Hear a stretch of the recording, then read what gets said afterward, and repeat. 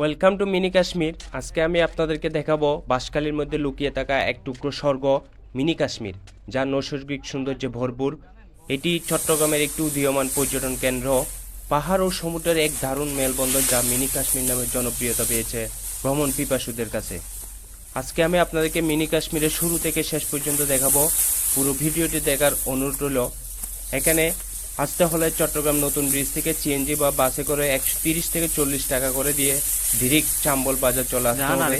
সেখান থেকে auto rickshaw বা সিএনজি করে জনপ্রতি 50 টাকা করে মিনি কাশ্মীর চলে যেতে পারবেন। সেখান থেকে অল্প একটু হাঁটলেই আপনারা মিনি কাশ্মীরে পৌঁছে যেতে পারবেন। তো আমরা এখন একদম টপ যে পাহাড়টা আছে, হাইক করে আমরা এই পাহাড়ের মধ্যে চলে আসতেছি, প্রায় চলে আসছি। এখান থেকে আমি আপনাদেরকে পুরো ভিউটা দেখাবো। তো অনেক ঝোপঝাড় পেরিয়ে ফাইনালি আমি চলে আসলাম এই মিনি কাশ্মীরের একদম টপ হিল ট্র্যাক্সে। এখানে আসলে এই ভিউটা আসলে এত যে সুন্দর, যা না আসলে আপনারা বুঝতে পারবেন না। তো এখানে আসার জন্য চট্টগ্রাম থেকে চাম্বল বাজার নেমে ওখান থেকে টমটমে করে চলে আসলে এখানে ডিরেক্টলি চলে আসবে। এখন যেহেতু বর্ষার দিন না, তাহলে আসতে কোনো সমস্যা হবে না। আপনারা ডিরেক্টলি এখানে একদম মিনি কাশ্মীরের কাছাকাছি চলে আসতে পারবেন। সো এখন যেহেতু ক্লে নাই, বর্ষাকালে ক্লে থাকে, যা অনেকের অসুবিধা হয়ে থাকে আসতে। আমি দেখাই আপনাদেরকে ভিউটা আসলে কত সুন্দর। আসলে এই সমস্ত জায়গায় না আসলে কখনো আপনারা ফিল করতে পারবেন যে প্রকৃতি এত সুন্দর, যা আপনাকে মনোমুগ্ধকর করবে। মিনি কাশ্মীরে দীপু অনেক টায়ার্ড, পানি টানি খাওয়ার জন্য রেডি, রেস্ট করতেছে, তারপর ঘোরাঘুরি করবে। তো ফাইনালি এটা হচ্ছে মিনি কাশ্মীর। দেখেন, আমি ভিউটা আপনাদেরকে দেখাই, কত সুন্দর ভিউ। আসলেই আমরা প্রচণ্ড রোদের মধ্যে দিয়ে চলে আসলাম এই মিনি কাশ্মীরে। আমি এখানকার মানুষের জীবনযাপন এবং মানুষের চাষাবাদ নিয়ে আলোচনা করব। এখানে যে দেখতে পাচ্ছেন যে ছন, এগুলো হচ্ছে মানুষ ওই পান খেতে ইউজ করা হয়, ছাউনি হিসেবে ইউজ করা হয়। এখন আমরা পাহাড় থেকে একদম গ্রাউন্ডে নেমে আছি। আমি এখন দেখাবো আপনাদেরকে যে এখানকার ছনগুলো কীভাবে কাটে এবং কীভাবে সারিবদ্ধভাবে রাখে। এবং এই যে আমি দেখাচ্ছি, এই যে ছনগুলো কেটে সারিবদ্ধভাবে করে রাখছে। আবার এদিকে যদি একটু ক্লিয়ার করে দেখাই, এই যে এখানে সারিবদ্ধ করে রাখছে, এগুলো হচ্ছে পান খেতে ছাউনি হিসেবে ইউজ করা হয়। আমার পিছনের একটা ভিউ আপনাদেরকে দেখায়, কত সুন্দর ভিউ। আসলেই অনেক অনেক ইন্টারেস্টিং প্লেস। দেখছেন, অনেক সুন্দর ভিউ, যেটা 1000 কোটি টাকার ভিউ। তো আজকে ট্যুরটা আসলে দিবুকে নিয়ে অনেক অনেক এনজয় করছি, অনেক আনন্দ হয়েছে। আমি দিবুকে বলবো আজকে ট্যুর সম্পর্কে কিছু বলার জন্য। ভাই, এখানে যদি আসেন আপনারা, তাহলে হচ্ছে যে সুন্দর একটা ভিউ পাবেন, এটা সত্যি কথা। কিন্তু এটার সবচেয়ে সুন্দরতম আর সৌন্দর্য যদি প্রপার ভিউ আপনার থেকে দেখতে হয়, তাহলে হচ্ছে যে আপনার থেকে বর্ষাকালে আসতে হবে। বর্ষাকালে আসলে এখানে চারিদিকে সবুজে ঘেরা থাকে, সাথে ঘাসগুলো অনেক বড় থাকে। তো যারা আসবেন চেষ্টা করবেন বর্ষাকালে আসার। বর্ষাকালে আসলে একটু হ্যাসেল পাবেন, সেটা হচ্ছে প্যাকের, কিন্তু যে ভিউটা পাবেন সেটা মারাত্মক। এখন আসলেও ভিউ পাবেন, কিন্তু এখনের গুলো হচ্ছে যে অনেকটা যে ঘাস শুকনা এই অবস্থা, মোটামুটি লেভেলের একটা ভিউ পাবেন। তো প্রপার যদি ভিউ দেখতে চান তাহলে বর্ষাকালে আসেন। আমি স্পেশালি দীপুকে অনেক ধন্যবাদ জানাচ্ছি, কারণ হচ্ছে আমি বাঁশখালী, অথচ আমার এইরকম একটা যে প্লেস আছে, যা আমার জানাও ছিল না, যে আমাদের বাঁশখালীর ভিতরেই এত সুন্দর একটা প্লেস আমার জানা ছিল না। যার মাধ্যমে আমার আসা হয়েছে, আমার ভাই দীপুর মাধ্যমে আমার আসা হয়েছে, যার জন্য দীপুকেই স্পেশালি ধন্যবাদ। আমি দীপুকে আনি না, কিন্তু দীপু আমাকে নিয়ে আসছে, এটার জন্য অনেক অনেক ধন্যবাদ। আর দাদারও অনেক ধন্যবাদ, উনি আমাকে ইনভাইট করছে যে মিনি কাশ্মীর দেখবো নাকি ওনাদের উপজেলার মধ্যে। সো উনি বলছে মাত্র আমি চলে আসছি ওনাদের জেলার যে মিনি কাশ্মীরটা আছে ওইটা দেখার জন্য। আর ওনার সাথে আজকের দিনটা সেরাভাবে আমি এনজয় করতেছি। ওকে আমি আবারও স্পেশাল ধন্যবাদ জানাই, কারণ হচ্ছে ওকে বলার সাথে সাথে ও চলে আসছে, যার কারণে আমারও চলে আসা হয়েছে। এটার জন্য অনেক অনেক কৃতজ্ঞ আমি দীপুর কাছে। ধন্যবাদ, সবাই ভালো থাকবেন। আমরা এখন জঙ্গলের ভিতর দিয়ে প্রবেশ করতেছি। আমরা রাস্তা খুঁজে না পেয়ে অনেক জঙ্গলের ভিতর দিয়ে প্রবেশ করতেছি রাস্তা খোঁজার জন্য, রাস্তাটা ফাইন্ড আউট করার জন্য। দেখা যাক আমাদের গন্তব্য আমরা ফিরে পাই কিনা। ফাইনালি মোটামুটি একটা রাস্তা। এই দীপু কোথায়? হ্যাঁ, রাস্তা আমাদের দীপু মোটামুটি খুঁজে বের করে ফেললো। আমি ওর পিছন পিছন দিক দিয়ে যাচ্ছি। ফাইনালি পেয়ে গেলাম। এখানে আসলে অনেক ভয়ঙ্কর। এখানে হাতির অভয়ারণ্য, একটু সাবধানে আসতে হবে এই জায়গায়। অনেক ঝোপঝাড় পেরিয়ে নামতে হচ্ছে। আমরা এক রাস্তা দিয়ে আসলাম, এখন অন্য রাস্তা দিয়ে যাচ্ছি, যার কারণে পথটা ঝোপঝাড়ে বন্ধ ব্লক হয়ে গেছে। আমরা ঝোপঝাড় সরিয়ে তারপর যাওয়া লাগতেছে। তো ফাইনালি প্রায় মোটামুটি একটা জীবন রাস্তায় চলে আসলাম। আমার সামনে আছে দীপু, আমি দীপুর পিছনে পিছনেই যাচ্ছি, যার কারণে আমার থেকে আর রাস্তা খুঁজতে হচ্ছে না। দীপু সাবধানে সাবধানে। তো যারা এই মিনি কাশ্মীর, আসলে এটা পাকিস্তানের আজাদ কাশ্মীর বলা যাবে।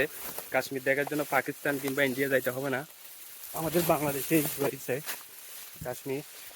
এখানে অনেক ছন দেখা যাচ্ছে। এই ছনগুলা যে চাষাবাদ করে, পান ক্ষেত করে, ওই পান ক্ষেতের ছাউনি হিসেবে ব্যবহার করা হয়।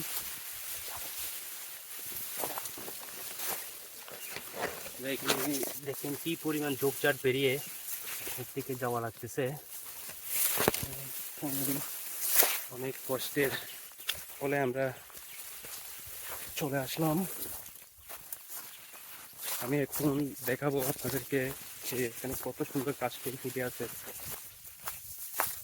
আমার পাশে দেখবেন এখন কাশফুল। আপনাদেরকে কাশফুলটা একটু দেখাই। এই যে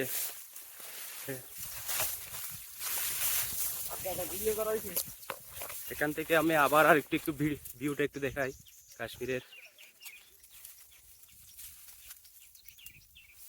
হ্যাঁ, ওকে। সবাই এটার নাম মিনি কাশ্মীর দেওয়ার কারণ হচ্ছে এখানের পাহাড়গুলো দেখেন, একদম কাশ্মীরের মতো উঁচু নিচু, ঢেউয়ের মতো।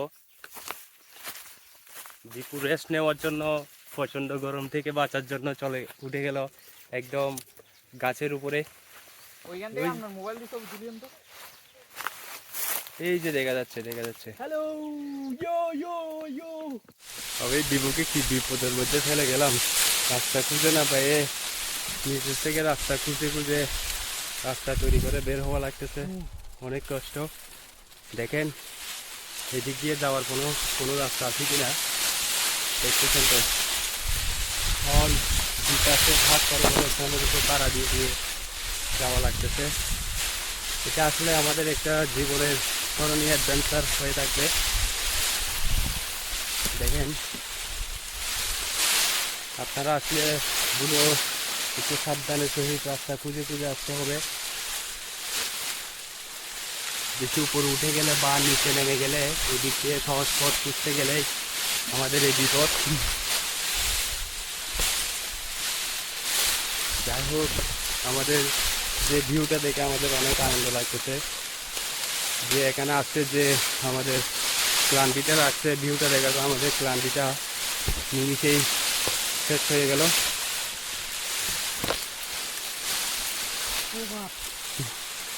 দীপু অনেক টায়ার্ড হয়ে গেছে, আমিও টায়ার্ড হয়ে গেলাম।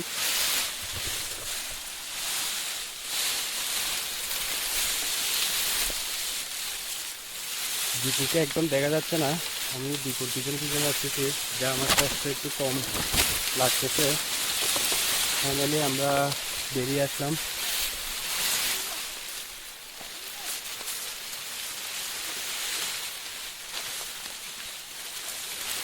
দীপু একটু সাবধানে।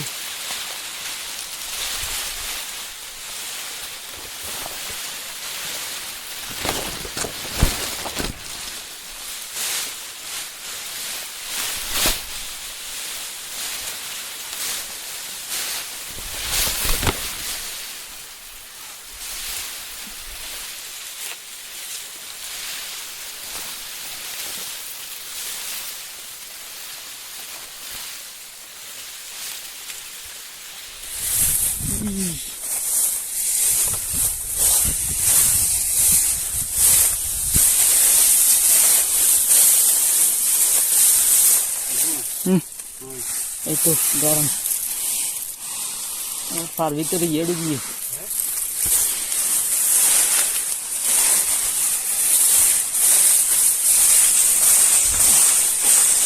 ও ভাই ঘাস নাকি এগুলো অন্য কিছু কি মোটা মোটা